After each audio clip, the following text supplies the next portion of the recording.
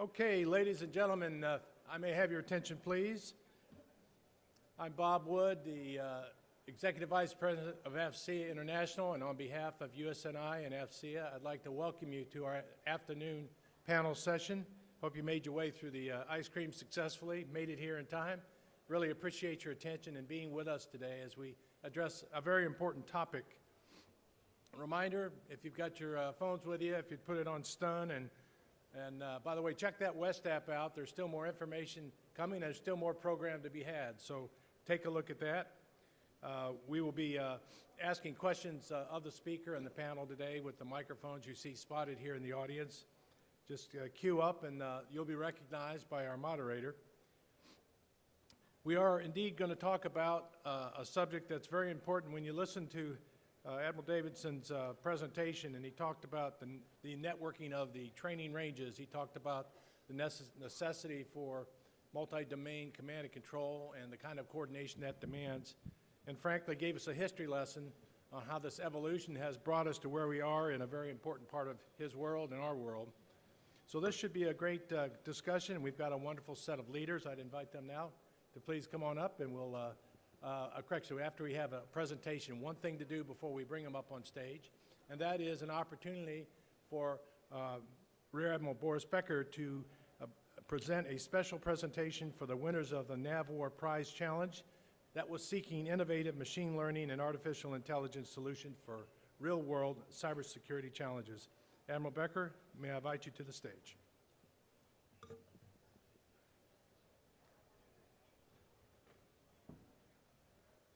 Well, good afternoon. How many of you are familiar with what a prize challenge is? All right, about a good group of you. It's a way to go faster, and that's what we got to do, right? We got to figure out how to go faster. If you were here for the SysCom panel, you know, I told you that we told you today, we told you last year, year before that. Well, this is one of the ways where we're trying to speed things up with a prize challenge that we announced in the fall, and in less than 6 months, some of that was just a lag, that we could have gone a bit faster, but less than 6 months, we went from a great idea released into the wild to down selecting to 2 winners that we'll announce today. The prize challenge was this: how to take machine learning and apply artificial intelligence to volumes of data to create endpoint security. Because we need endpoint security on every single ship and station, every place we got an endpoint, we need endpoint security, especially if we can't connect to the cloud and other aspects of providing security. So how can we do that? How can we apply machine learning and AI to endpoint security? We had a great team. Oak Ridge National Labs is here. They assembled a set of data. I think the technical term is gross ton. And they ran it. This is like guys are still on lunch break here. They ran it through their super hypercomputers and all that good stuff, ran it against all sorts of files that might be out there in the wild, and maybe the systems that we were checking didn't know what they were looking for. And we learned an awful lot. We learned an awful lot. And today, I'm proud to let you learn who our second place winner is. Will Elastic please come to the stage? Mr. Kevin Klug.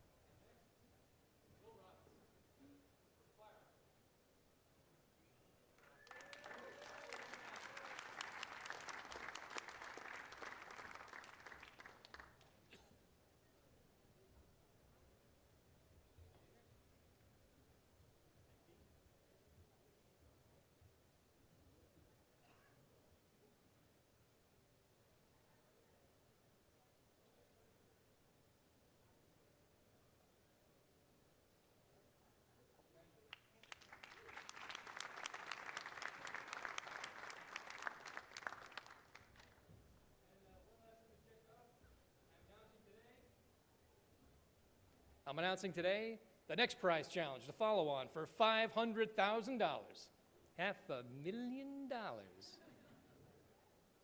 Now we want to take this, what we've learned here, on how to apply AI and machine learning, and add it to our capabilities for going beyond endpoint protection. It's going to be exciting, it's going to be fast, and I look forward to the next time I get to present one of those big giant checks, because that's actually a lot of fun. All right, thanks very much. I'm out. You got a great panel ahead of you. Thank you.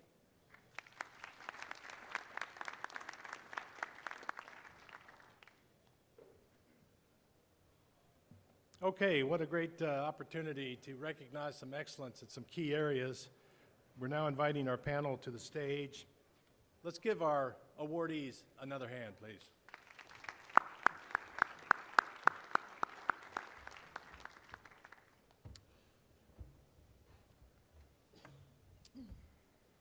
Okay, next what I'd like to do is introduce this panel and start with the moderator and allow him to make introductions of his panel. It's pretty easy to do. He's my boss, happily so. He is a remarkable leader, a man that has led Marine Corps signal and communicators for a long time, acted in the Joint Force for a variety of positions. Actually, as well, came to his position as Chief Executive Officer of AFCEA International from his position as the Executive Vice President, Strategic Solutions for Smartronics.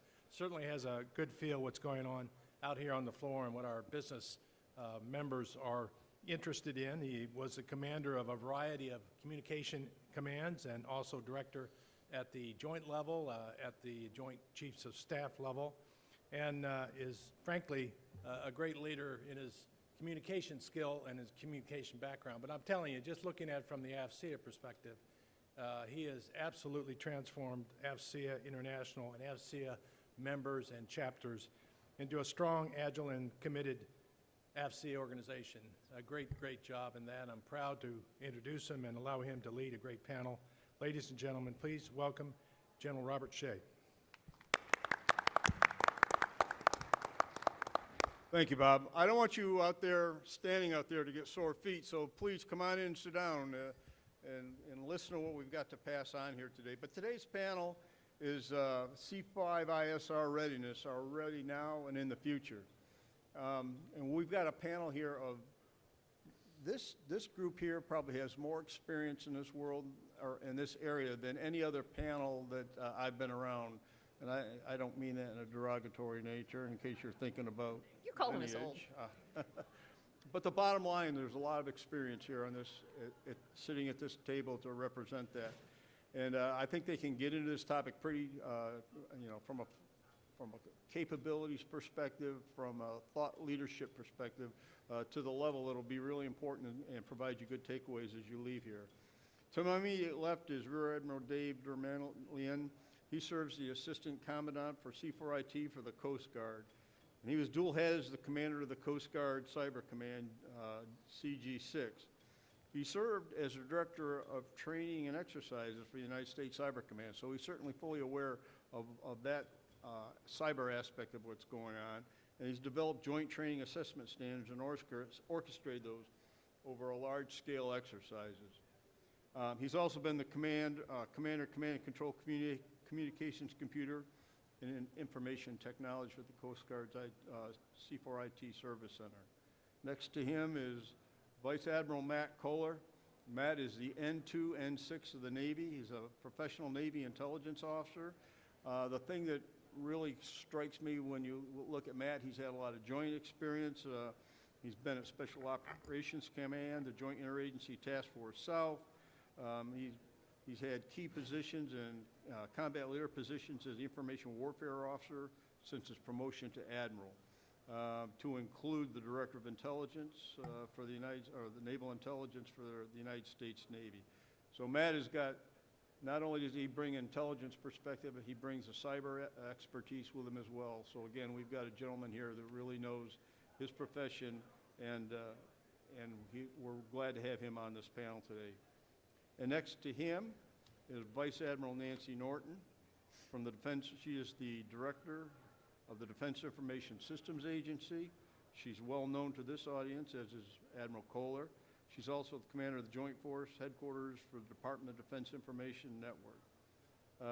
And her job, she's got the big job I think that everybody recognizes. She's the one that really provides the backbone, for lack of a better term.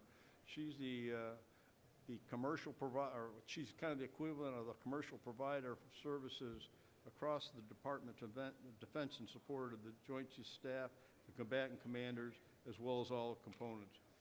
Not only that, but she's also served as a direct command and control communications director at the United States Pacific Command. And most recently, she served as the vice director for the Defense Information Systems Agency. So we're certainly pleased to have her on this panel as well. And next to her is Lieutenant General Reynolds. Lori has commanded at just about every level in the Marine Corps. She commanded 9th Com Battalion in 2003 and deployed the battalion to Fallujah in support of 1MEF during Operation Iraqi Freedom. She commanded 1MEF Headquarters Group in 2009 and deployed that group to Helmand Province, Afghanistan in support of 1MEF and RC Southwest during Operation Enduring Freedom. In addition to that, she commanded the Marine Corps Recruit Depot at Parris Island, South Carolina, and we all know that's a legend, right? As she was also in charge of the Eastern Recruiting Region. She served as a principal deputy to the Assistant Secretary of Defense for South and Southeast Asia, and she commanded Marine Corps Forces Cyberspace Command for 3 years from 2015 to 2018. What I'm going to do to start this thing off, I'm going to ask each one of the panels to give just a few minutes here, talk a little bit about the challenges they see as from a readiness perspective now, and maybe a glimpse into the future. We'll get into a little bit more of that later on. But to give you just kind of a perspective and a scene setter so we can get into the discussions. After that, I'm going to throw out a couple questions for them to talk about, and then I would invite the audience here to come up and bring your questions forward. Here's an opportunity to talk to people who are dealing with this problem right now, and I think there's been a lot of focus and a lot of interest in certainly the multi-domain, all-domain operations. You're hearing about that. They have to work in that environment, and they're responsible for that, many parts of that environment in their respective services. In addition to what you see from an IT perspective. So I'm going to open up to Admiral Dermanelian and let him start off. Thank you, sir. I'd like to just thank AFCEA and the U.S. Naval Institute for the opportunity to chat. Clearly, I'm up here to make the others look better. And so, no. Low bar. Yeah, well, just saying, sir, I think the audience is asleep, by the way. So last week, had the opportunity to see the Coast Guard Service Secretary, Acting Secretary Chad Wolf at the Reagan National Airport, Hangar 6, who recognized out of his speech, talked about the Coast Guard's readiness as a departmental priority. So readiness is not only on the Commandant's mind, Admiral Schultz, it's on the Department of Homeland Security's radar as well, which is huge. Normally, you don't hear the term readiness and priority coming out of the department from my perspective. So that was great to hear. And so I'm going to start out with just the notion of readiness. From a dirt farmer perspective, Michigan dirt farmer, the notion of readiness, what is it? What's that definition look and feel like? From my perspective, it's because the Coast Guard is always operating. We're bringing mission day in, day out, 365 to the nation. Our readiness is really directly linked to the ability to exchange information in a DIL environment, in a denied, degraded, intermittent, limited bandwidth environment. So if we're able to exchange, deliver, and serve up information, that's a pretty good measure of what readiness means to us. So I think it was on yesterday, both Admiral Schultz and Admiral Fagan talked about our Coast Guard cutter Polar Stars coming back from the Antarctic. The Polar Star was operating in a DIL environment. Once they got south of 70 degrees south, there was not much in terms of connectivity. They had challenges throughout their deployment, keeping connected and keeping that the readiness of their mission, breaking 17, 18 miles of ice to get to McMurdo to be able to resupply that strategic outpost. So our readiness is measured almost on a daily basis based on the feedback that I'm getting on operational summaries, sit reps, patrol summaries. I'm getting that readiness feedback on how our C5I capabilities are delivering information, and that those commanders that are at sea are able to send and receive information. So, Okay, thank you. Matt, Admiral Kohler. Well, thanks and good afternoon, everyone here. After lunch, we're in a great spot. So first of all, I did not get a stop at the ice cream, what the reference was early, and I was rushed out of the executive suite to get over here, so I feel shortchanged. And I'm looking for Boris Becker. So there he is. So as the N2 and 6 resource sponsor for all of information warfare, I thought I was the guy that wrote the checks. So I'm kind of paying attention and taking notes about how much those checks are for and where they're coming from. So yeah, you're welcome. There's not more where that came from. Thanks, Bob. Thanks to you for hosting us here this afternoon, and thanks for all you've done for AFCEA. Thank you. It's not me. I got a great team, believe me. Well, it's been an amazing run here. I had to make these comments when we opened up the IW Pavilion yesterday. A 30-year run, and I don't know how you make these events improve each year on end, but you do. And this has been the best one that I've seen. Every speaking event, every panel, there's just been a tremendous experience here. So thanks for that. But in all kidding aside, I think we look forward to this privilege here of almost like a cleanup batter position from a good day, 2 days run with some really great speakers, having the Sea Service chiefs in a different spot. Normally they're into the second day, at least my experiences here in the past, and having them right out of the gate on the first morning, I think really set the tone for all of us and some of the challenges that we face. And then most recently here with Admiral Davidson, with a pretty clear-eyed view of what lies in front of us. In all of those discussions, you can clearly pull out the kind of capabilities, the power of information, the necessity to be able to deliver that information advantage, whether we find ourselves in a full-up kinetic engagement or in a more day-to-day type of operations. What we provide is critical. There's lots we can talk about in terms of the C5ISR, which covers a really wide swath. It fits comfortably in, at least certainly where the Navy fits, where we describe information warfare that covers all of that, from an intelligence to our cyber to IT to space and meteorology and oceanographic pieces, because it is all about the information. But specifically right out of the gate, I'll just say to the questions, are we ready now, and are we ready for the future? I feel, if anyone says that they feel comfortable in this business, I think doesn't know the business or is lying to you. But in terms of what we have now and able to meet their challenges, while we are challenged across the spectrum, I still believe we have the best C5ISR capability to deliver a global capability to our forces that are deployed. It doesn't come without challenges. We heard the Don CIO in his discussions yesterday. Certainly we are challenged in terms of meeting that. But for today, I think we are answering all bells. The challenge we have is when we look to address the question of into the future. That is a fast-moving train. And nobody should feel comfortable in that. There's nothing that stops us from being ready for that in the future. We just have our challenges. I'll leave it at that and leave it for some follow-on discussions to go into some greater detail. Thank you. Okay, thank you very much. And next to Admiral Kohler, we have Admiral Norton.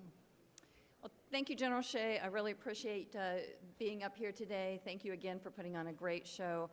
What AFCEA and the U.S. Naval Institute do to support our mission and our workforce is really tremendous, and really do echo Admiral Kohler's comments about a great show. A couple of things that I want to talk about. One, the DISA, the Defense Information Systems Agency. I am dual-hatted, but I'll talk first about DISA. And we are very much aligned to support the National Defense Strategy and the rise of great power competition, to strengthen alliances and build new partnerships, to reform the business and the government, and in innovation and modernization, and most importantly, to restore military readiness as we build a more lethal force. And DISA, as a IT combat support agency, is aligned to do exactly that. The DISA strategic plan has 3 primary goals: to operate and defend our systems, to adopt, buy, and create solutions that meet our warfighters and business needs, and to enable our people and reform the agency. DISA was established about 60 years ago, just almost 60 years ago, as the Defense Communications Agency, to create an integrated telecommunications system that will economically, efficiently, and effectively satisfy national defense requirements. That's a quote. And that really hasn't changed in 60 years now. We provide the enterprise C5ISR capabilities that span the globe, that span terrestrial, SATCOM, and mobility, and support all of the Defense Department and many others in the government. As the commander of the Joint Force Headquarters DODIN, we have a mission to synchronize the operational effectiveness of 45 DoD components to secure our networks, reduce vulnerabilities, operate our systems effectively, and defeat, deny, and disrupt attacks against the Department of Defense Information Networks, or the DoDIN. But don't think of the DoDIN as just the traditional IT networks. It is a lot more than that. It's all the classification levels of IT systems, as well as the newer IT systems like mobility and cloud, plus our programs of record, our platform IT, our weapon systems IT, ICS SCADA, and the growing field of Internet of Things devices. And so when we think about readiness across the DoDIN, it's all about how do we achieve the secure, operate, and defend mission from the collective readiness of those 45 DoD components, all synchronized to respond and defeat our adversaries in the cyber domain. And that's from our maneuver force, of the combat, the cyber protection teams, and our red teams, and all of the static cyber forces, whether that's the system administrators, the cybersecurity professionals, or our help desk operators, and our developers. So all of that collectively has to come into play when we think about what the cyber readiness is for the DoD. It also comes from the large-scale enterprise efforts that we at DISA have developed and executed at the endpoints and the boundaries, providing tools for each of the DoD components to use to increase their cybersecurity capabilities and defend their portion of the DoDIN and increase our collective shared cyber situational awareness. So we're taking very much a command-centric approach to that work, which means that each commander in all of those DoD components have to be responsible for understanding what their terrain is and their priorities. And we're working to further increase the understanding of a threat-informed prioritization of our efforts across the DoDIN. So between DISA and Joint Force Headquarters DoDIN, the 16,000 or so people that work around the globe are working to increase our readiness every day. Are we ready now? Absolutely. We execute our mission day in and day out. We assure the missions of every combatant command around the world, ready for great power competition every day. The synergy between DISA and Joint Force Headquarters DoDIN works very well in the kind of work that we do to eliminate our legacy systems and replace them with modern software-defined networks, to change how we procure our response faster to changing requirements in a very dynamic national security environment, to patch faster and respond faster. But as Admiral Kohler said, are we ready in the future? That's something that we don't want to take for granted. We're only ready if we continue to push ourselves in every way to continuous improvement on what we're doing today. I don't want to rely on the heroics that we often use to resolve the problems today. I want everything that we do to be muscle memory and to be automated so that we can respond faster. We have to exercise in ways that develop that muscle memory across the globe with all of our components and interagency and coalition partners. We have to develop an agile workforce that embraces technological change and process change to pace our threats every day. So just when you think we're getting fast, we have to get faster. We have to be faster at developing better capabilities to meet emerging requirements in multi-domain warfare. We have to get faster at fielding those capabilities across the enterprise to get increased readiness at scale. We have to get faster at defending the DODIN against our adversaries who are using artificial intelligence and machine learning against us already.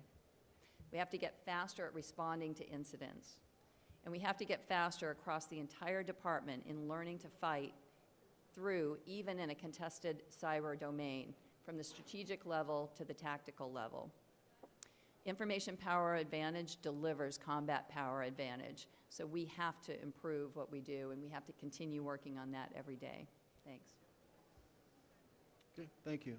General Reynolds? Yeah, so thanks, as the others have said, you've been here for a long time, and we appreciate your leadership.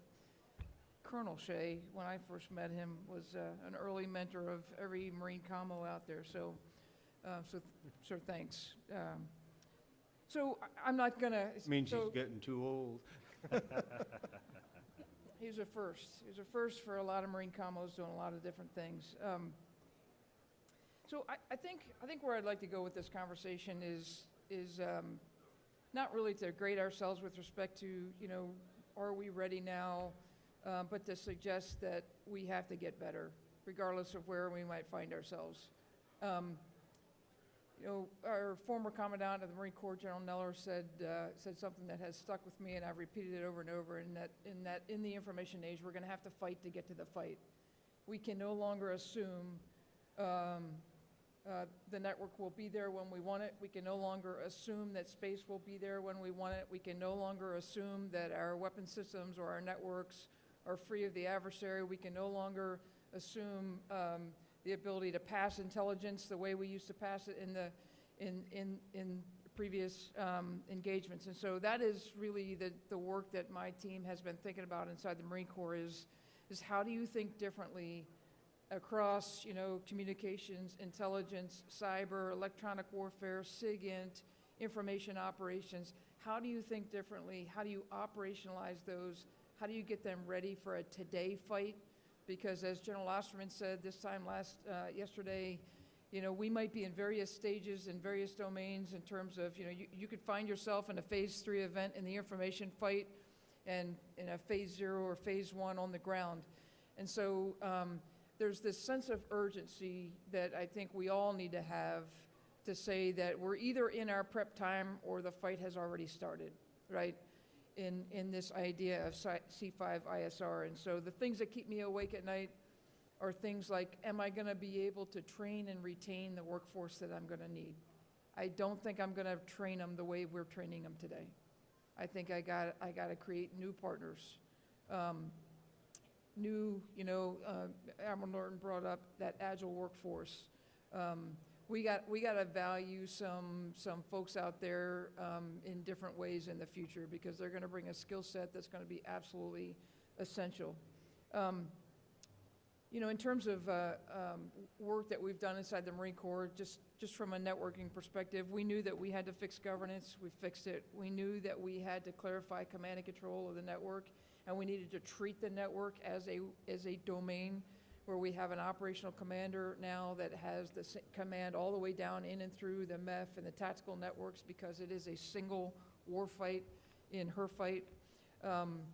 And then things like, how do we think about providing intelligence support in a DDIL environment where you're not going to be able to pass big PowerPoint briefs and things. So how do you just think differently about this next fight? So those are the kinds of things that our team has been thinking about. Those are the kinds of things that we need help thinking through with some of those things. And then this idea of moving forward, moving away from a systems-based approach programs to a services-based approach to how we piece together command and control capabilities in a way that we can be a ton more agile than we are today. We are not nearly as agile as we need to be with regard to the C2 support that we provide commanders. So anyway, those are just some thoughts about, from a readiness perspective of what keeps me awake at night. So each one of the services, the leader of the service, whether it's the commandants or the CNO, have published some form of planning guidance or direction for the future as we go into the budget. Could you talk a little bit about what will be different in terms of the vision that you have and how you support those strategies as we go forward? Is there changes that need to be made? Are you comfortable where you are? Or do you need to take a little bit different look at it because of the way you see the operational concepts evolving?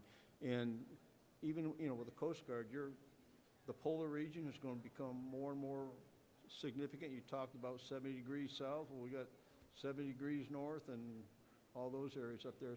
So how do you see those areas that you have oversight or responsibility for?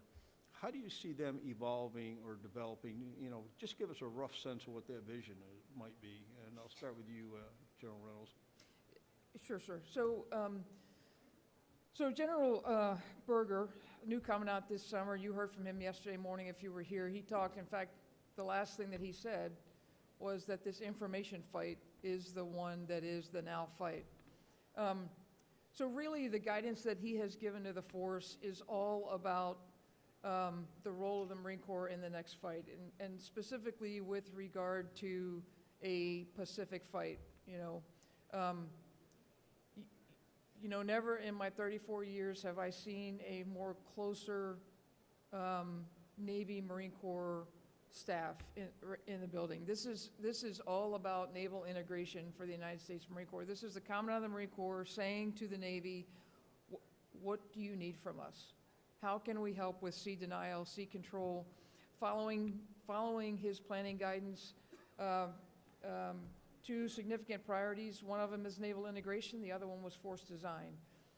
So force design is the Commandant's attempt to significantly change the formation of the Marine Corps and able to better support the United States Navy in a Pacific fight. So think sea denial, sea control.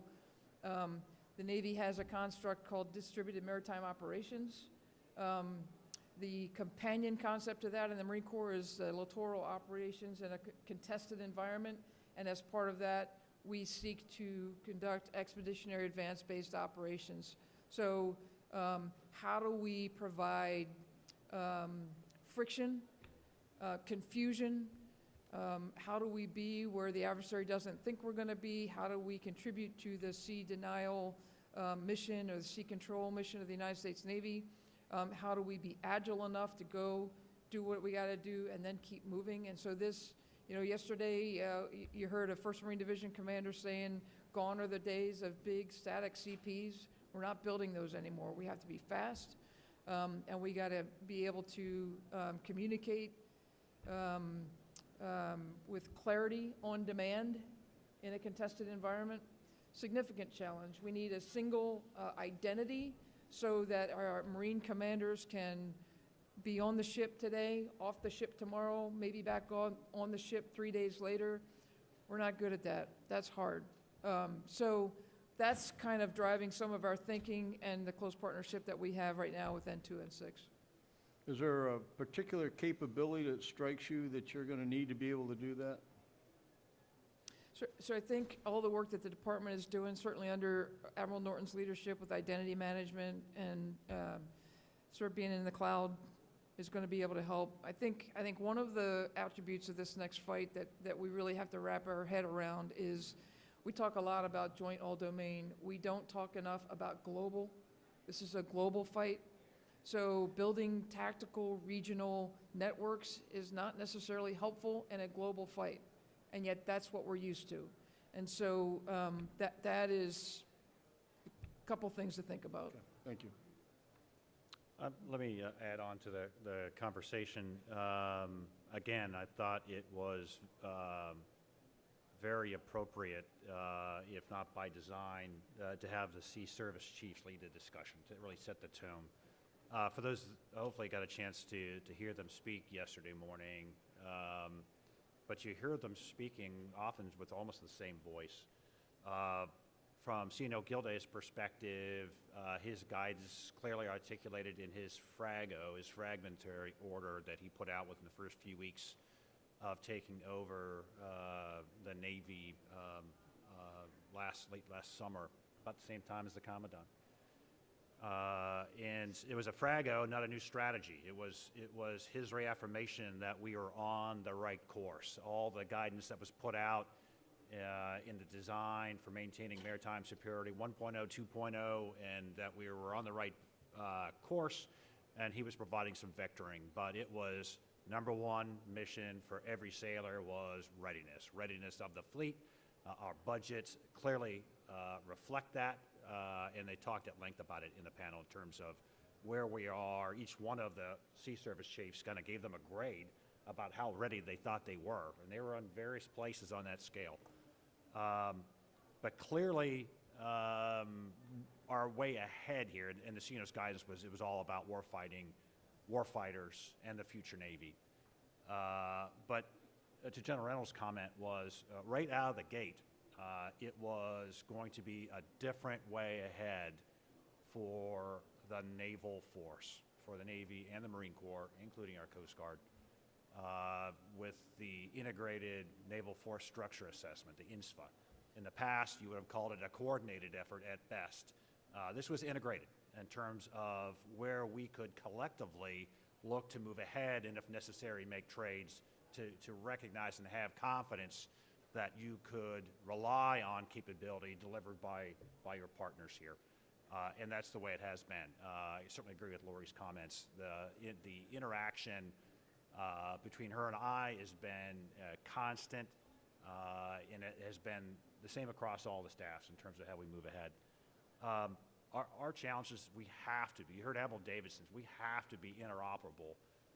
Our job's up here to set the stage with delivering the capabilities, and then it has to be hammered home with the type of constant training that's going to allow us to find out where those gaps are and where do we need to move ahead.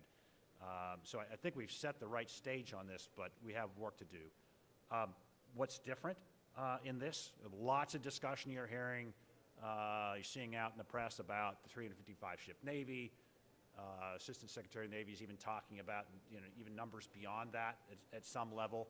And it's not just a numbers game. It's going to be, what is our future naval force going to look like that? More detail will be coming out, but you can certainly know that those aspects, like what does the mix of manned and unmanned look like? The unmanned is almost a misnomer. At least for today, it is almost more of a manned platform than it is with our traditional manned platforms. There's so much manpower involved with operating each of the unmanned platforms that we operate today. We can't do business like that in the future.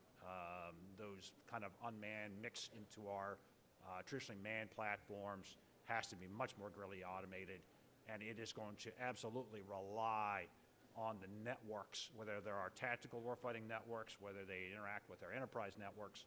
It's going to rely them on a level that we have just not seen, and so that demand signal will continue to rise. Thank you. Admiral Dermanelian, how do you see it from a Coast Guard perspective? So this nation depends on about $5.4 trillion in maritime commerce. So the notion is that hey, we don't own a lot of our capabilities. We rely on that industry capability that you folks represent. I certainly rely on Admiral Norton and what DISA provides, who then reaches out to industry to secure those products and services. So my point is that from a whole of government and a whole of nation, our dependencies are also on that fourth estate, that you folks, and how you help us deliver and protect the information environment that our maritime transportation sector partners rely on. So the notion is be able to look at yourself, to be able to assess your resiliency. So one of the Coast Guard's priorities is to be resilient in all things C5I. Having that outreach to you will then benefit not just the way the Coast Guard operates, but then how the Coast Guard continues to regulate and support the maritime transportation sector that we rely on for our nation's health and well-being.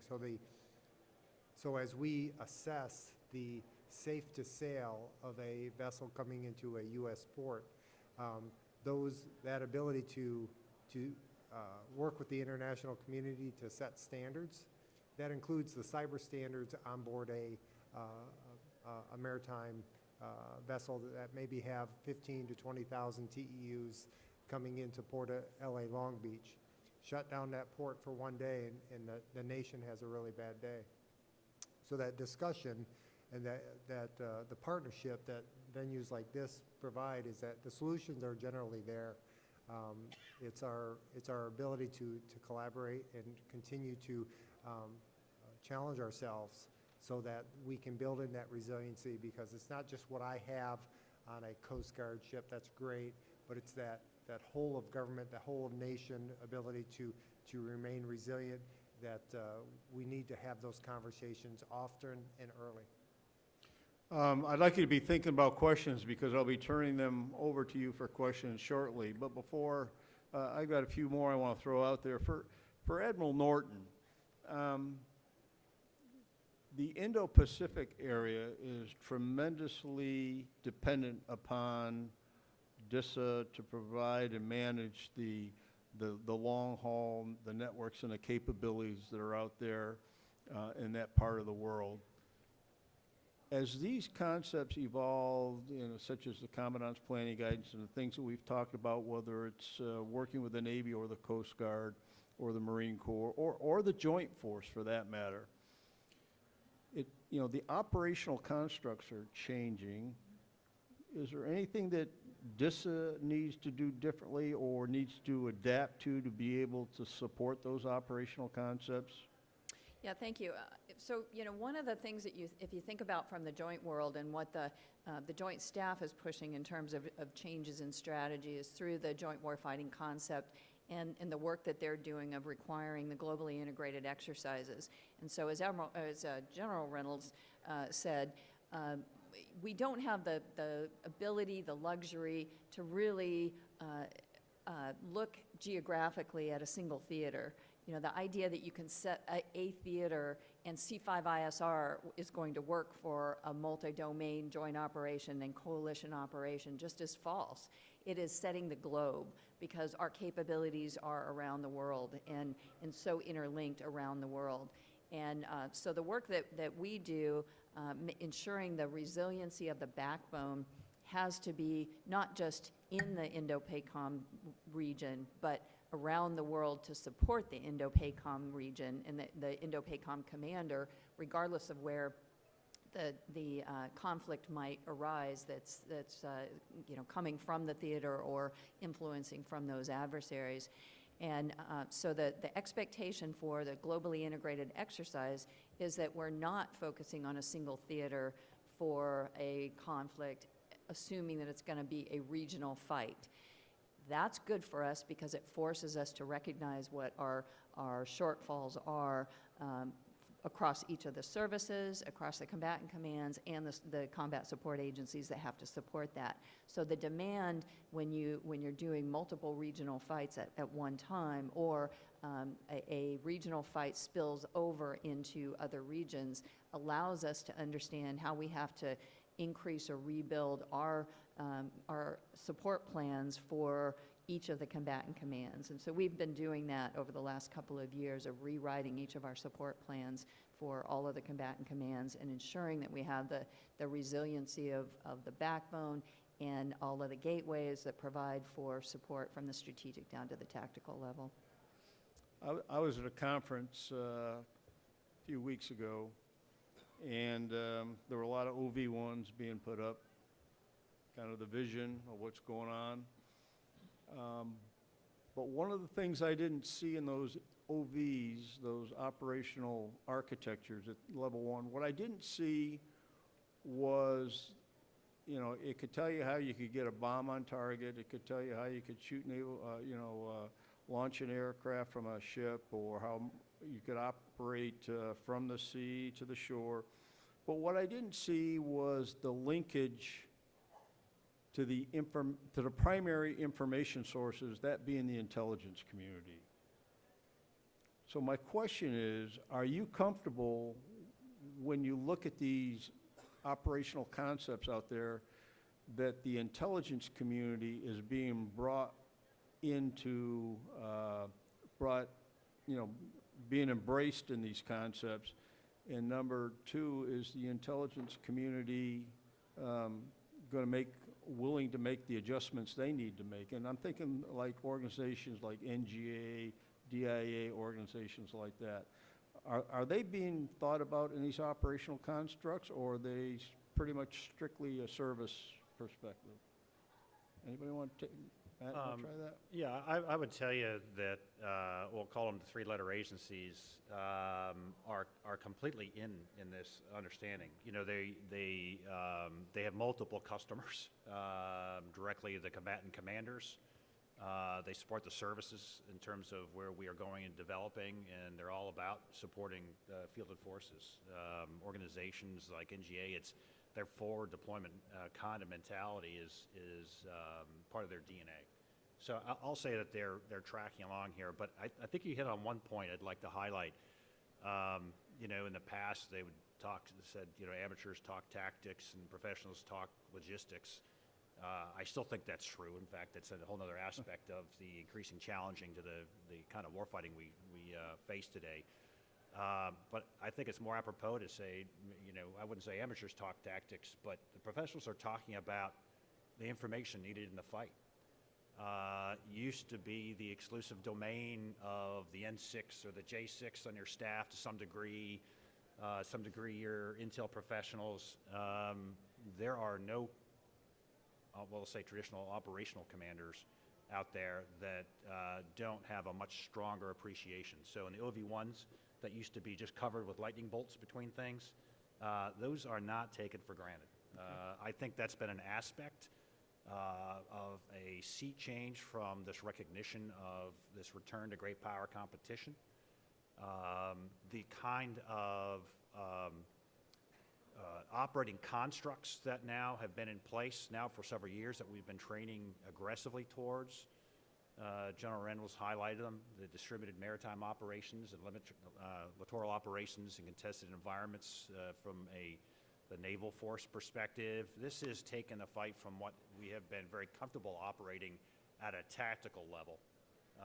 Think of one strike group, one amphibious ready group, but now think of multiple strike groups having to operate together, something that we have not had to do in the past. It's an easiest way for me to describe DMO and Loki, just a whole new level of complex of operations.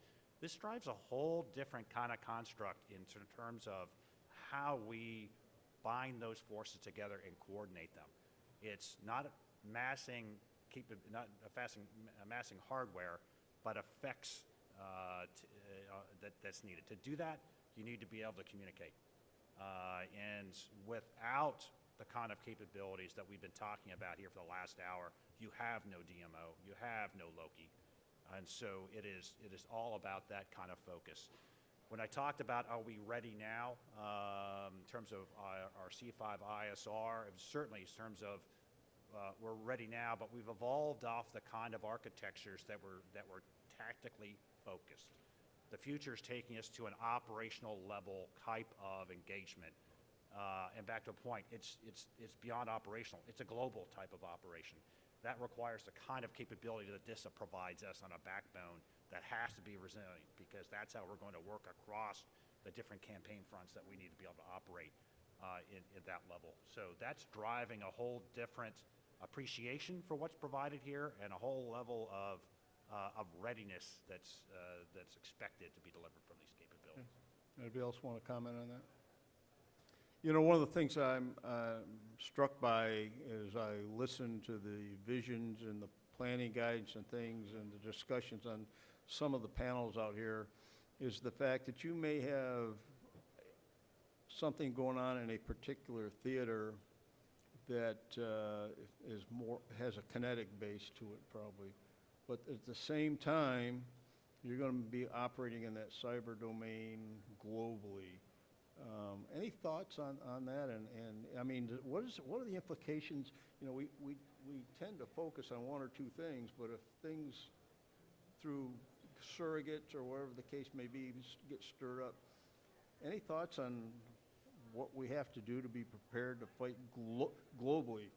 You know, that the cyber people, you're fighting globally, and there's going to be deception and everything else thrown in, misinformation, disinformation, and all these other things. Any thoughts on about how you deal with that? So I can just tell you that, you know, the Joint Staff has gone through a couple series of what they've called the globally integrated exercises with some Tier 1 linked exercises where, for example, you know, U.S. Stratcom, U.S. Spacecom, U.S. Cyber Command, all playing at the same time, with one of the principal objectives of the exercise is to figure out how do you organize for this fight. And it's not intuitive, and you really have to challenge all of the assumptions that we're used to with regard to warfighting.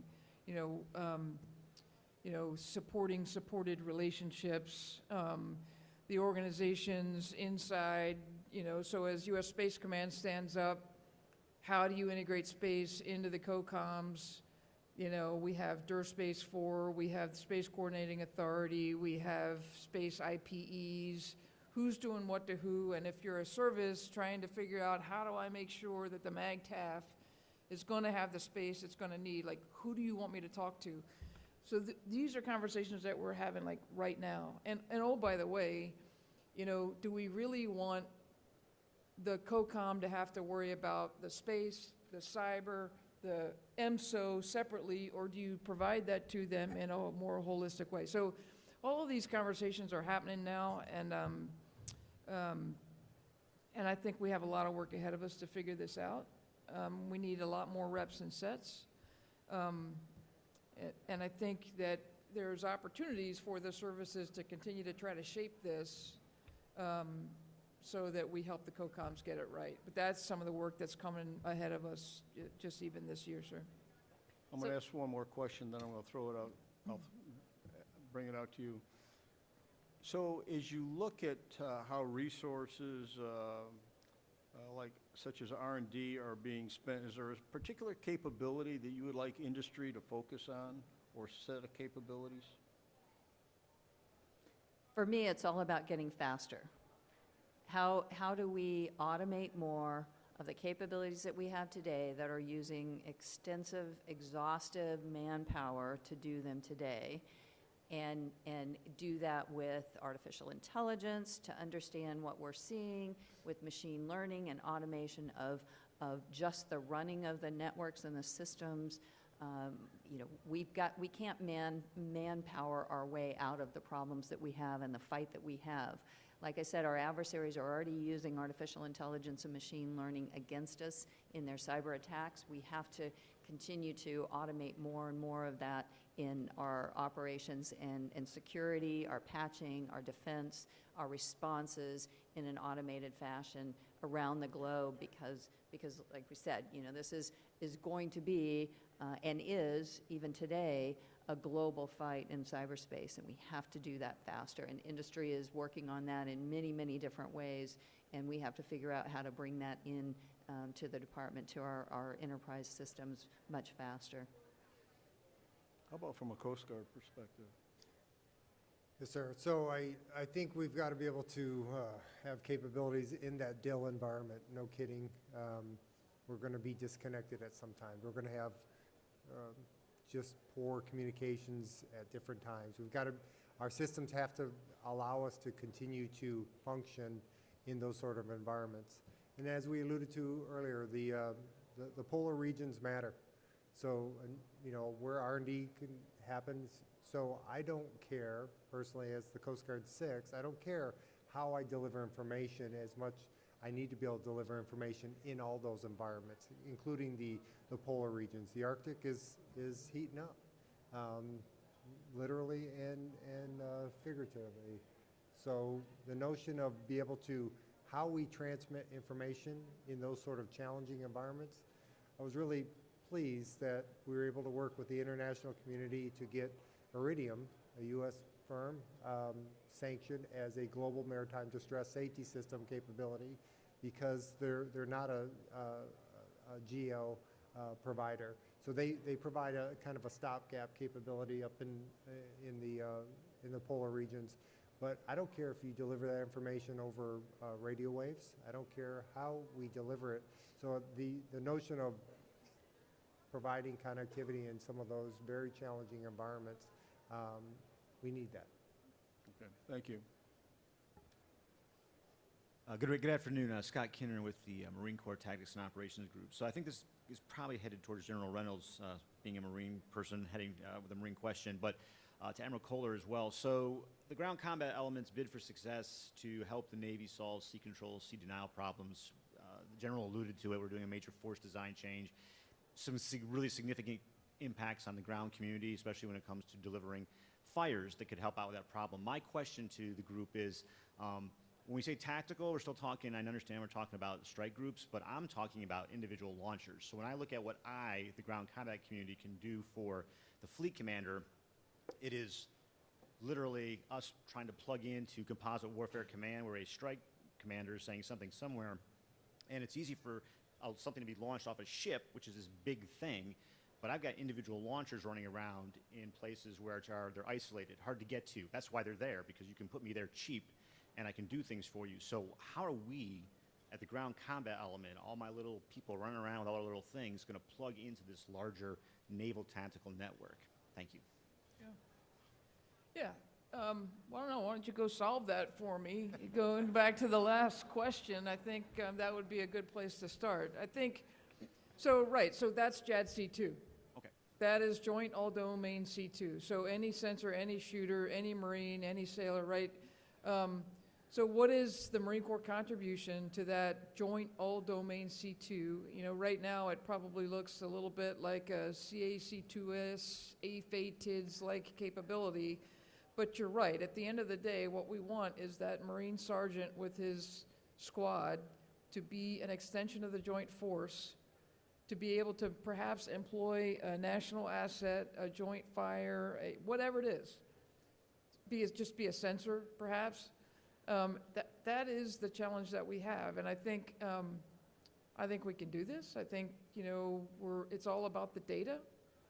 You know, if we get smart about how we manage data, who needs to know, when do you need to know it, how do I get it to you?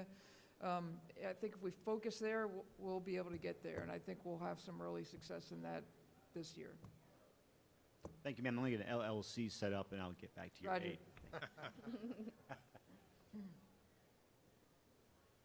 A question, and General Reynolds, you just teed it up and probably took it home, but I'm going to ask Admiral Norton really a question about data, as how we manage it, how we protect it, how we move it, how critical it is in the all-domain, I don't know, data lake that's perfectly secured or not.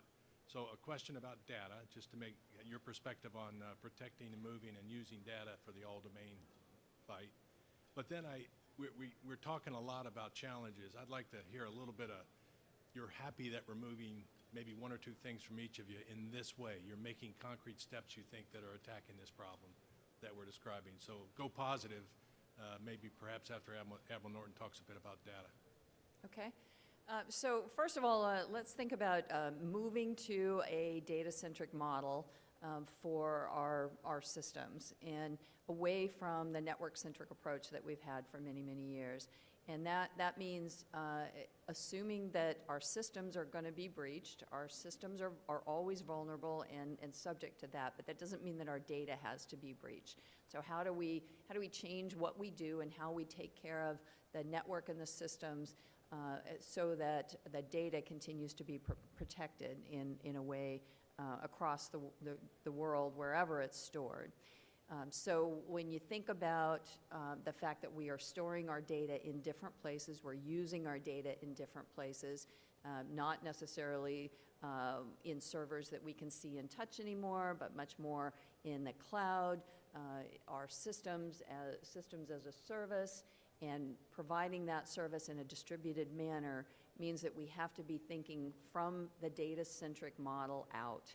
And that's why General Reynolds mentioned the identity management. That is so key to the design principles for that zero trust kind of a fundamental approach to data-centric protection.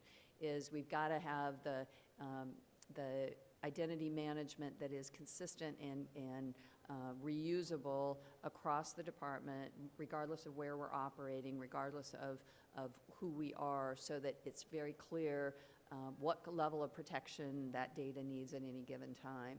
And then understanding how we can best aggregate the data in a way that then we can use the very things that I'm asking you for, the artificial intelligence and machine learning, in ways that give us the best use of the data for combat power. And so that's the approach that we're taking on data. We are doing a lot of work to federate the data, the data lakes that we have today, and continue to do that and share that, whether that's for cyber or other things that, for example, the Joint Artificial Intelligence Center is doing in building out the artificial intelligence capabilities in the enterprise foundation that they're building out for the department. I'd like to add to the comment, and it was also part in answer to a previous question. So I would say that the issue of data, and I think Admiral Norton has it exactly right, it's not the inhibitor or enabler, but it is a critical piece of going faster. Some of the wins that we have, we're moving ahead on certain areas where we need to. In terms of other comments made earlier about the need for automation, I would expand that to saying we need decision aids in this complex environment at an operational level of war. We need that kind of capability, whether it's in a type of engagement or whether it's in our business processes. The inhibitor is the data. We have tools that we've used to inform us better how to operate. We have tools of AI, but it's very focused and it's in limited areas because the data is not commonized. So I won't say it's the inhibitor, it's one of them, but getting that right will be our ability to really move out with the kind of automation, decision aids, call it artificial intelligence if you like, to move it out at scale is something that is much more meaningful for us. Yes, sir. Rick Easton, retired surface warfare officer. So my question is in the context of manpower and personnel in a C5ISR peer competitor environment. My experience as a surface warfare officer was that given what I call the legacy manpower personnel construct, that in many of my systems I was unable to fully leverage the capability due to deficiencies in the manpower and the training, et cetera. Much progress has been made since I retired about 14 years ago, certainly in modeling, simulation, et cetera. But when it comes to C5ISR, and still somewhat of a legacy construct as we detail people, do we in fact have the talent? Can we retain the talent to challenge the Chinese that have much more control, can keep people there much longer? We tend to hemorrhage a lot of talent. Some of our best people get out at high year, tenure, et cetera. What are the challenges when it comes to C5ISR? What are your concerns and what would you change? Let me take a dive into this because it's a very relevant question, but it's one that comes up fairly routinely. We've heard it in discussions throughout the last day and a half. For our information base rates, our information technologists, our ITs, our cryptologic technicians, that kind of measure. In those rates, we are manned, and in some cases almost overmanned, above ratings. So in terms of attracting talent and retaining talent, I would never take it for granted. I would say we're in constant competition to keep that going, but our manning is healthy. Now, in certain key areas, we find ourselves challenged in certain key skill sets. And then we'll apply the right manpower type of skills, bonuses and others to those specific skill sets. But we're attracting the folks. We're using them in ways that I think allows us to compete with a different pay differential at some levels in a motivational kind of way. But I think the core is and that's not sitting on laurels. It's how are we using them, and are we unleashing them in the right ways? And this is where we find our challenges in our training pipeline. Our ready relevant learning, block learning, applying learning as it's needed to the job that individuals are going to has a much greater flexibility and promise for us to be able to do that, to make sure our folks are better trained for the jobs they're about ready to go into, and are trained at the latest technology and the latest tools and skills to get after. So it's a fast-moving field, and that will always be a challenge for us. But I think we're structuring ourselves in the right ways. We are also adjusting organizationally. We have created a cyber warrant 1 position that allows a more junior enlisted as they rising up into leadership roles that want to stay technically focused in their skills. This is specific cyber. They can stay in that field and stay focused and not be as much leaders as technical experts in our field. We've created a cyber warfare engineer that started out as something smaller, but now is expanding that to a larger force that allows us to develop those kind of tools and skills that we need to. So I think we're growing the kind of organizational structure that allows us to keep and retain those key skills that we need the most, or are most challenges in terms of retaining of a wider force. You'll also hear the CNO talk about our IT rate. This is the rate that Norton leads as the community leader. It's the Navy's second largest rate, and we asked them to cover a lot of turf. They cover expertise in our RF spectrum, which is increasingly critical in the type of operations that we're doing today. They also need to be experts on the traditional networking ends of our business. And so I think we're working that through in terms of what that IT rating will look like as we go into the future. The CNO is clear that he says it may look like something very different than it looks like now, just because of the pace of where the technology is going. I don't know if you had any comments on IT rating. No, but I do want to talk about the civilian workforce. So in my role at DISA and Joint Force Headquarters DODIN, the military come from the services, but the civilian and my ability to recruit, train, and retain the civilian workforce, and all of you in industry that support me to be able to do the same thing with the right level of skill sets in order to meet the missions that are growing in both capacity and capability, new types of skills. We have to be constantly on that and constantly working on that. It's the one thing that keeps me up at night more than anything else with all of the challenges that I have. It's, do I have the right people to do the work that I have to do tomorrow? And are they properly trained in order to do that? I will challenge you, though, on your term of hemorrhaging those people, because the reality is that they will leave. They will leave the military, they'll leave government service, but they'll probably stay in the field. And so they're not leaving us. They're still supporting the nation in doing the work that we need them to do. So it's okay if some of them leave, if we train them really well, and some of them leave and do this work from another part of the enterprise. We just need to grow the field. We need to grow that workforce from the bottom up. And so we've got to do more work with young people in STEM education, getting them interested, getting them to understand what our expectations are and what they need to be doing, and helping them to realize how important it is to maintain eligibility for a clearance when they become adults, so that they can be part of the workforce that we need them to be and grow that pie. Just one more thought on this, and I think you're spot on to worry about and to think about this, because I think if you want to deliver an information age force, then you have to train an information age force, right? And so you probably got to completely rethink the industrial age training model that we have, which is some of the work we're doing. We've got a pilot going on. Our Intel schools partnered with Amazon and Nova, Northern Virginia,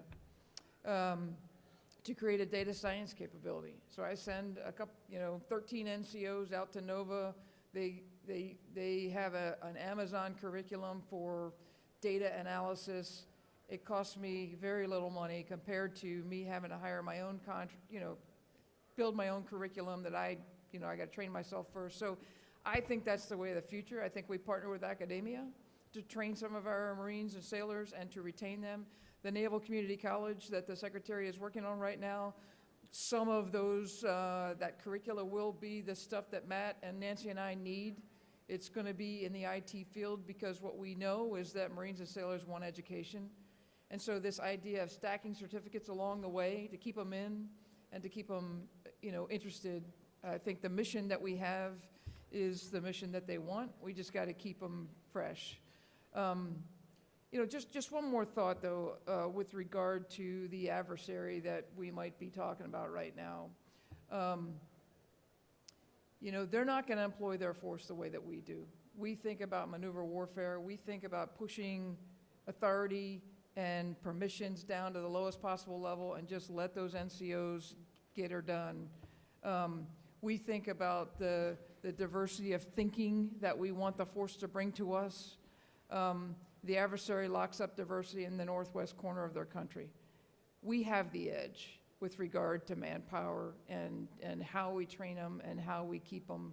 And, it's about pushing capability as far down as we can and just let them run. So we're also doing, by the way, as Marines are entering the Marine Corps, we are doing an AI-enabled kind of personality indicator to put them in the right MOS to begin with, to make sure that we're trying to use science to put them in communities where they're going to be best suited to do well in that.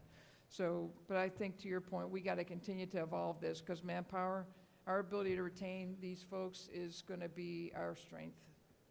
I just want to make we don't have time for a question here, but I'd just like to throw out a rhetorical thought here, so to speak, or a question.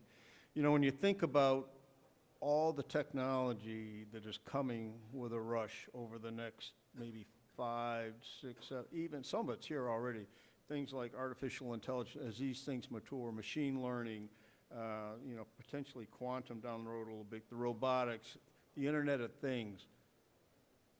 I think you're right, General Reynolds.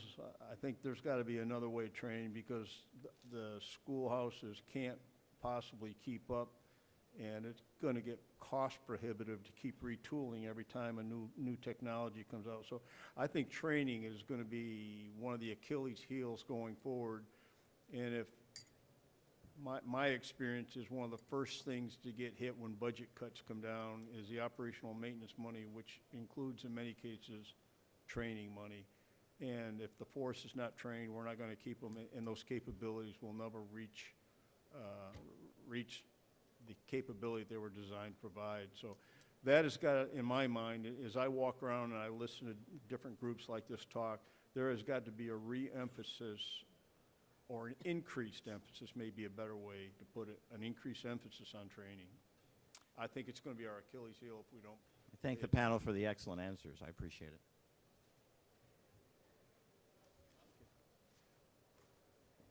Ladies and gentlemen, please thank our panel for a terrific presentation.